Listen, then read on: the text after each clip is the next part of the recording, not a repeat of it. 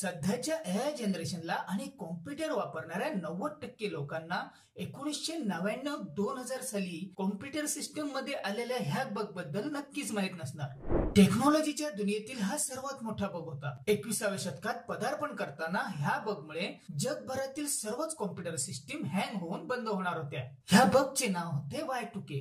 तर हा एरर नक्की काय होता, कोणत्या कारणामुळे आला, त्यामुळे काय नुकसान होणार होते आणि पुढे जाऊन तो कसा आणि कोणी सोडवला, याबद्दलचीच माहिती आजच्या व्हिडिओतून आपण जाणून घेणार आहोत। Y2K म्हणजे इयर 2000, Y म्हणजे इयर आणि 2K म्हणजे 2000। हा बग इयर 2000 मध्ये आल्यामुळे ह्या बगला Y2K असे म्हणण्यात आले। त्या काळी काही महत्वाच्या ठराविक क्षेत्रातच कॉम्प्युटरचा वापर केला जात होता। 1999 साली जगभरातील इंजिनियर्सच्या लक्षात आले की सर्व कॉम्प्युटरच्या सिस्टम मध्ये 1999 पर्यंतच कॅलेंडर प्रोग्राम केलेलं आहे। तसेच तारीख आणि महिन्यांप्रमाणेच वर्षे देखील 2 डिजिट मध्येच म्हणजे 97, 98, 99 ह्या प्रकारे सेट केलेले होते। समस्या अशी होती की 31 डिसेंबर 1999 ला रात्री 12 वाजल्यानंतर बदलणारी तारीख ही 010100 अशी दिसणार होती। सिस्टम मध्ये 1999 पर्यंतच कॅलेंडर सेट असल्याने ही तारीख 010100 म्हणजेच 1 जानेवारी 1900 पासून सुरू झाली असती।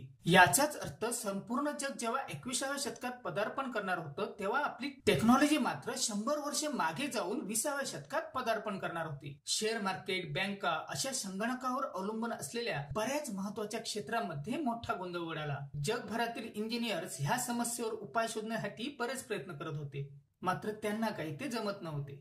अशा वेळी भारतीय इंजिनियर्सनी दिवस रात्र एक करून सिस्टम मधील सर्व कोड रिजनरेट केले। त्या काळी इन्फोसिस, विप्रो, TCS ह्या कंपन्यांनी हे आव्हान स्वीकारून Y2K हा बग सर्व कॉम्प्युटर सिस्टीम मधून नामनेश केला। कॉम्प्युटर सिस्टीम मध्ये आलेल्या ह्या बग बद्दल तुम्हाला माहिती होतं का ते कमेंट बॉक्स मध्ये नक्की सांगा।